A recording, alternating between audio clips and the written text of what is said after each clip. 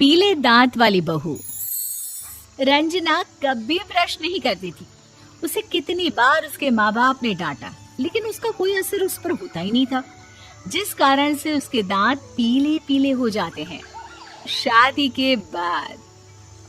अरे बहू, वैसे तो तुझ में कोई कमी नहीं है, पर तेरे दांत दांत इतने पीले कैसे हैं बेटा? कैसे मतलब? कोई सर्जरी थोड़ी ना कराइए। वो तो क्या नाम, मैं ब्रश नहीं करती थी तो पीले हो गए। अब क्या करूं? आप कहें तो लाल करवा लूं या फिर काले? यार ये क्या है, क्यों माँ से लड़ रही हो? लड़ रही हूँ?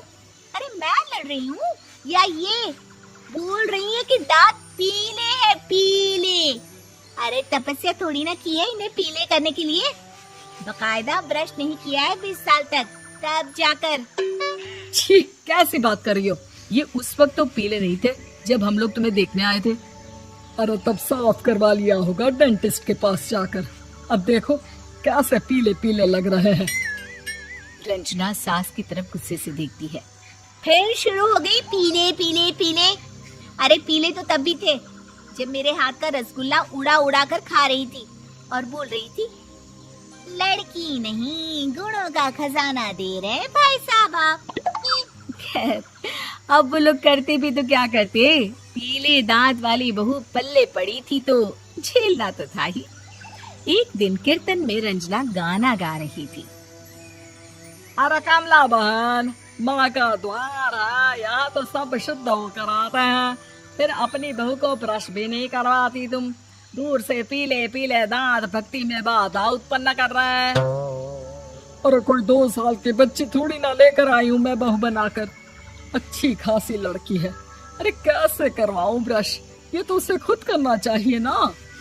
अब माँ बाप तो इसके जैसे तैसे निपटा दिए, ये नहीं सोचा कि सास कैसे संभालेगी। सास बहू को लेकर घर आ जाती है, लेकिन सोच लेती है कि अब इसे लेकर कहीं नहीं जाएगी।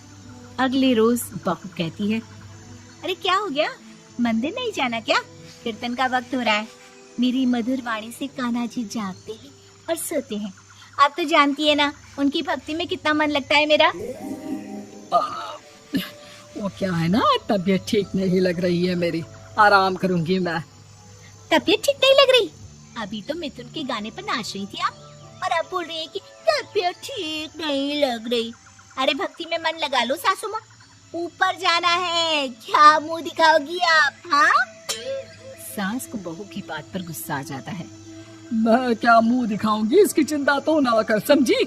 अपने मुंह की चिंता कर, जो ये पीले पीले दांत लेकर हर जगह पहुंच जाती है। पता है लोग कितना मजाक बनाते हैं।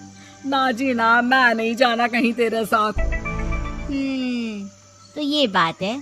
कोई ना, मत जाओ, मैं अपने कमरे में ही बैठकर भक्ति कर लूंगी। ऊपर वाला दांत थोड़ी ना देखता है, मन देखता है, भावना देखता है।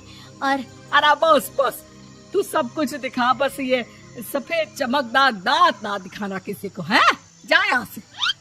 बहू को सास की बात का कोई फर्क नहीं पड़ता। वो तो जैसी थी वैसी ही रह जाती है। सुबह नहाकर किचन में खाना बनाना, फिर खाना खाना, कीर्तन भजन करना और सो जाना। एक दिन, माँ जी मैं सहेली के घर जा रही हूँ, शाम को लेट आऊंगी। हाँ हाँ, तो जाना, मैंने कौन सा तेरी आरती करनी है घर पर बैठकर। रंजना सहेली के घर जाती है, जहाँ वो पार्टी में जाने की तैयारी कर रही होती है। अरे शिखा, कहाँ जाने की तैयारी कर रही है? मैं गलत वक्त पर आ गई क्या? अरे नहीं यार, उल्टा सही वक्त पर आई है। मैंने ये साड़ी और ज्वेलरी निकाली है यार, शाम को इनके ऑफिस की एक पार्टी में जाना है। बताना कैसा लग रहा है ये सब? नहीं यार, इस ड्रेस के साथ तो वो वाली ज्वेलरी अच्छी लगेगी। हाँ हाँ, सही बोल रही है, मैंने ध्यान ही नहीं दिया। वैसे तो हमेशा से मस्त फैशन सेंस रखती है। तो बड़ा जाती होगी ना पति के साथ पार्टी में। रंजना कुछ नहीं बोलती, बस सोचती है कि यार काश ये बात सही हो जाती। पर मैं क्यों नहीं जाती पार्टी में? क्या इन लोगों की कोई पार्टी होती नहीं होगी? रंजना घर आती है और रात में पति से सवाल करती है, एक बात बताइए, आप मुझे किसी पार्टी में क्यों नहीं ले जाते? क्या आपके यहाँ ऑफिस में पार्टी नहीं होती? पति बेचारा क्या कहता कि दांत पीले हैं तुम्हारे इसलिए। अरे कोई पार्टी होती नहीं हम लोगों के ऑफिस में, तो कहाँ से लेकर जाऊं? और मार्केट, मॉल, कहीं वीकेंड घूमना, कहीं तो। अरे यार, सारे हफ्ते में एक छुट्टी मिलती है, तो सोचता हूँ कि आराम ही कर लूं। क्यों? रंजना मन मार के रह जाती है।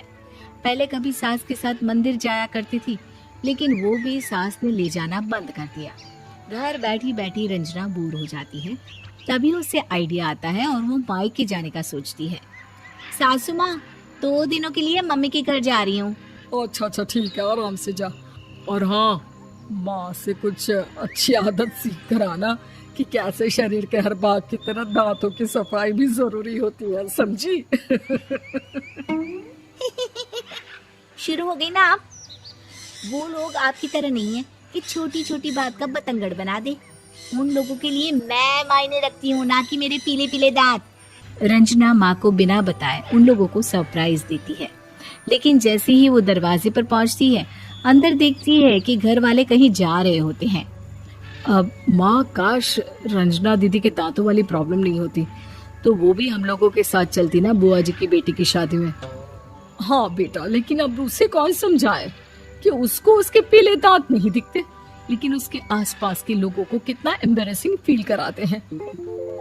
मुझे तो कितनी बार उसके स्कूल की टीचर ने शिकायत की कि उसके साथ कोई लड़की बैठना भी नहीं चाहती, और ना ही कॉलेज में कोई उससे बात करना चाहता था। लेकिन पता नहीं क्यों उसे ये बात समझ में ही नहीं आती। कोई कमी नहीं है उस लड़की में, बस यही कि दांत पीले हैं।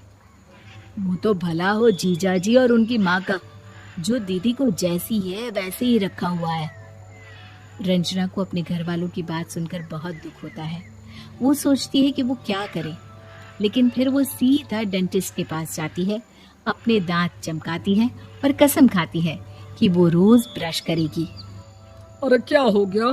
तुम तो 2 दिनों के लिए गई थी ना, पर कोई ना, अच्छा है, चलो आ गई तो। रंजना सास के सामने आकर खड़ी हो जाती है और पूरी स्माइल करती है, उसके चमकदार दांतों को दिखाती हुई। हैं? चले मंदिर। माँ, मुझे माफ कर दीजिए, मैंने आप लोगों को बहुत एम्बैरेसिंग फील करवाया। मैं आज से रोज ब्रश करूंगी।